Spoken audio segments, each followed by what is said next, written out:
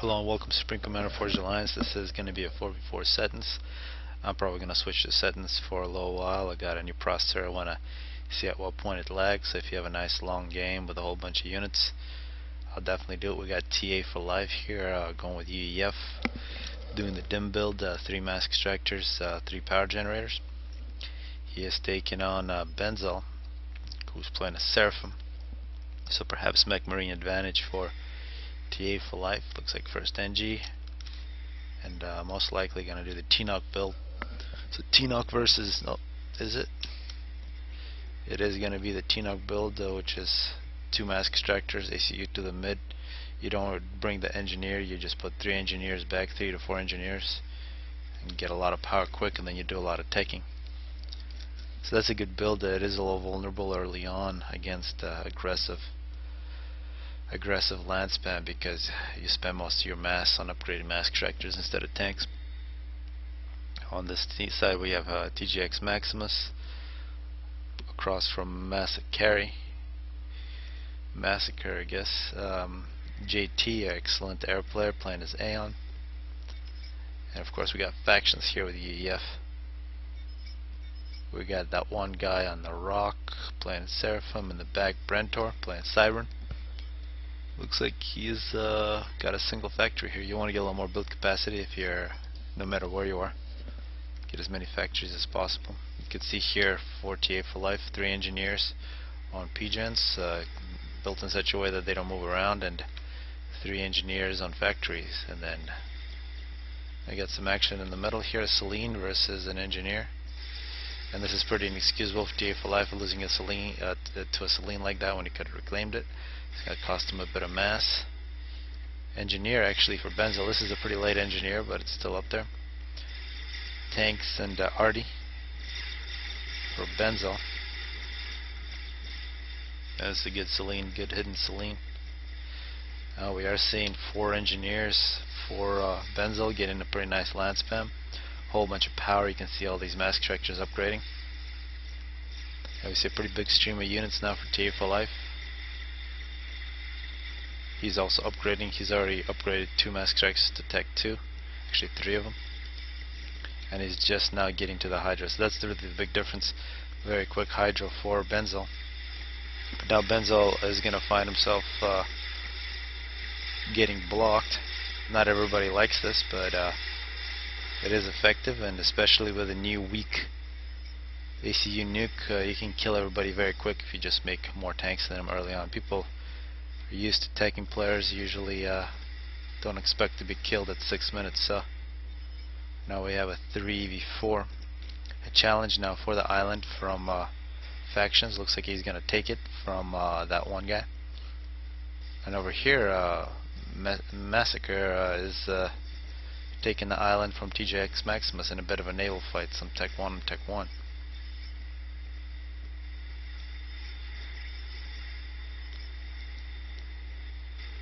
Now radar and quite a few land factories here that Benzel has made, but you can see 2 separate forces. TA for life trying to sneak around the back, but plenty of units for JT to play defense, and he's paying attention, so he's able to fight on 2 different fronts. And this Celine, noticing this Celine's still alive, providing reconnaissance. It's a big advantage for Seraphim. Some upgrading for TA for life. And here the Tech 1 naval fight continues, but it looks like Maximus is able to take care of it. A drop from Maximus, trying to get the island back. And here factions really having a huge advantage versus that one guy in terms of eco and in terms of taking an island, but absolutely no navy for factions. Looks like he's got Tech 1, don't see any Tech 2 yet, but a whole bunch of build capacity. Cleaning up that force pretty good. Nice Tech 1 power spam. JT now still minute 10. Surprisingly don't see too much Tech 2 power from JT. For the most part Tech 1 and upgrading his mass extractor, so not giving his opponent Brentor too much respect. Brentor now, interesting design. He's got a single Tech 2 power and a single factory this whole time. Now he's got 2 factories. He's got 2 Tech 2 air factories with 2 Tech 2 powers next to those factories, and he does have a Tech 2 land factory making flak. Flak is always nice. Of course, in the middle, TA for Life taking on Tech 1 power plus a wall being constructed by JT and a whole bunch of wrecks. You can see the wall doing its job. Can't get TA can't get his units past. You can see some shooting across the wall.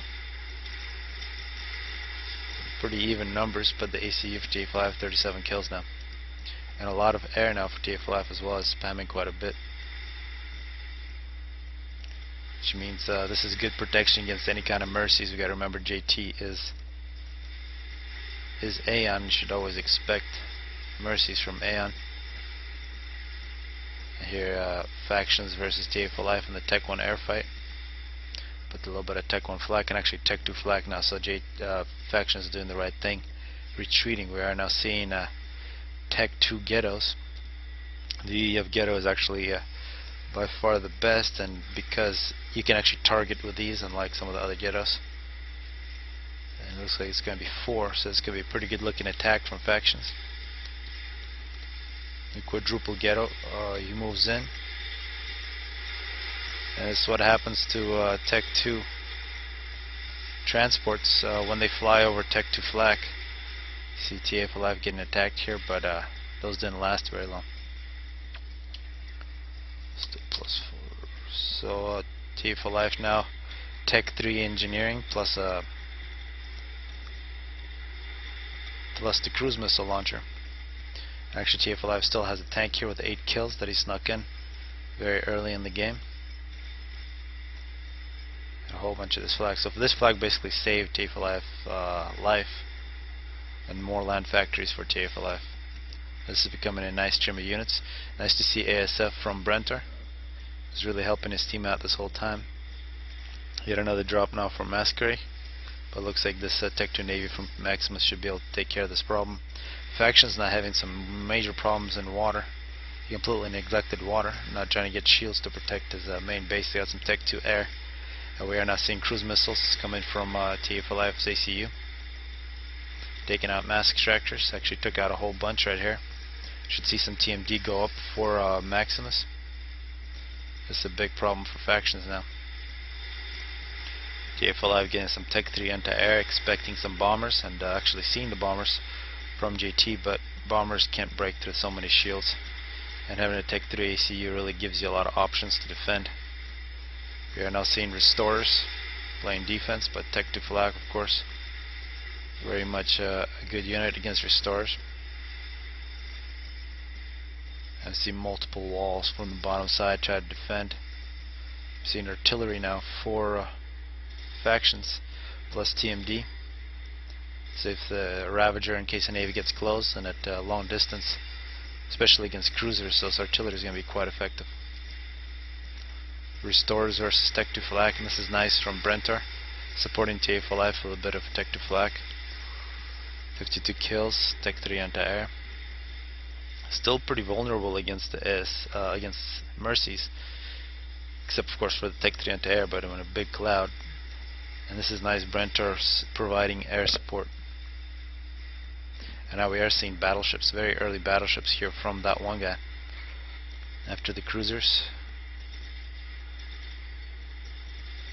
the TMD seems to be doing its job, but the fact that cruisers can have such long range, you got to protect your entire base from them. A row of Tech 2 point defense from factions behind his wall. Anticipating an assault, ground assault from TA for Life here in minute 20. Trying to break through the wall.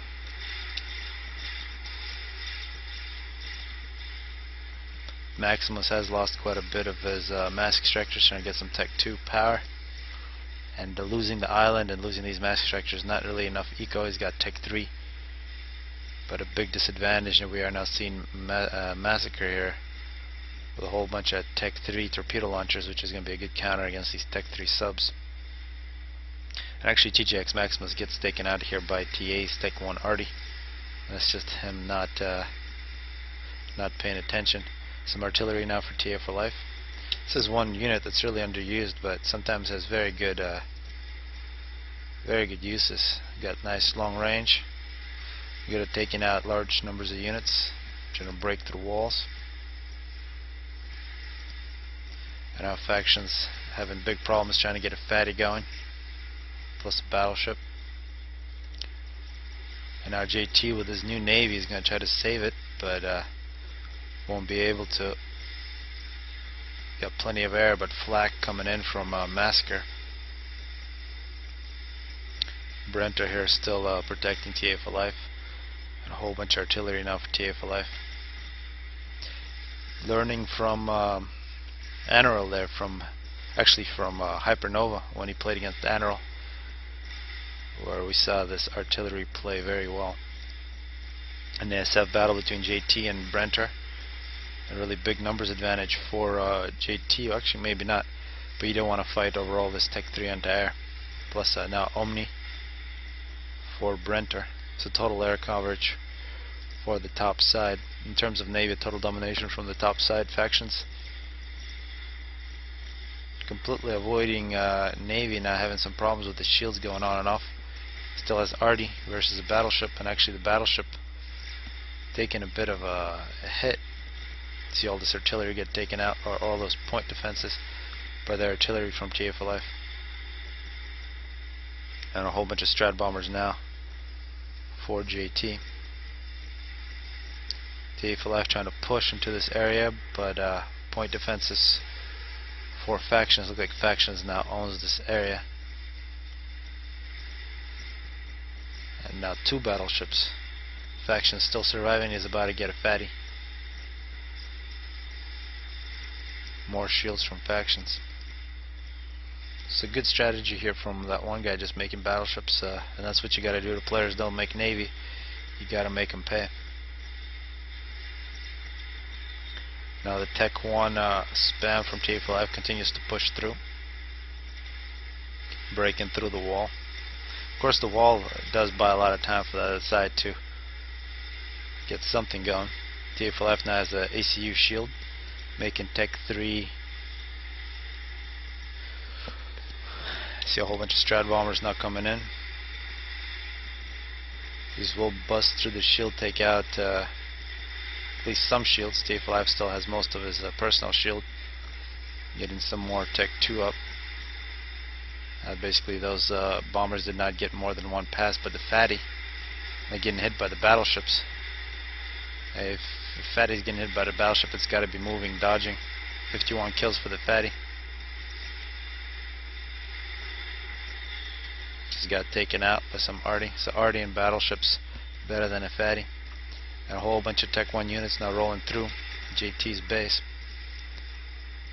Restores for JT, trying to play defense, but plenty of flag here to defend. Plus Tech 2 bombers from TA for life.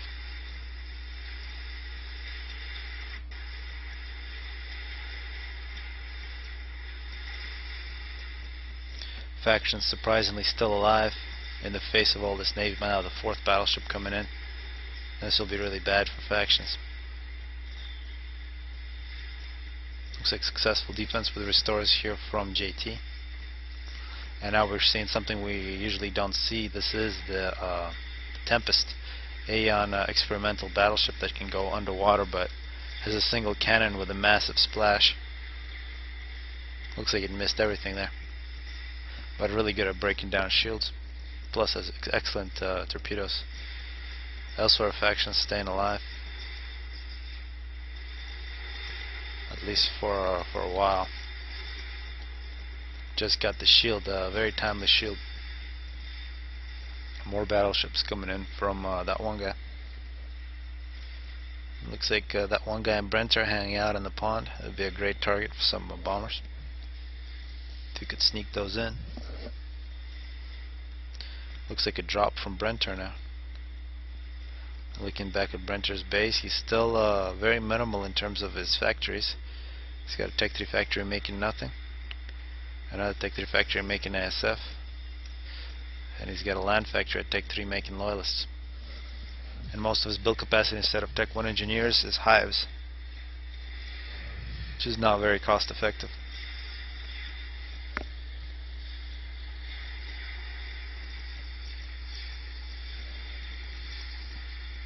TA for life now going for a satellite.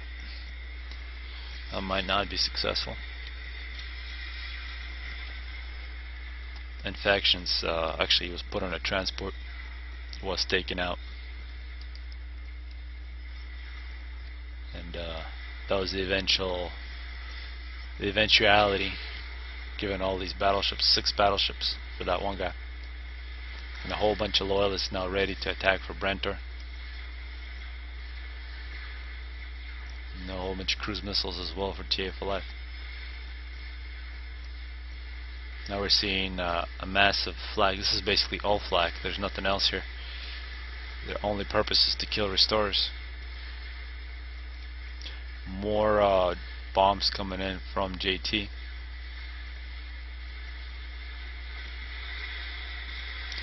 A GC as well for Massacre. Those bombers didn't even break the shield. They got to fly over a whole bunch of flak. Restorers coming in as well. But good support from Massacre and Brentor. And this is basically the last chance to kill anybody for the bottom side. JT is the last man standing. He's gonna put himself on a transport and most likely fly away. We also see a donut coming in from Massacre and a whole bunch of strat bombers.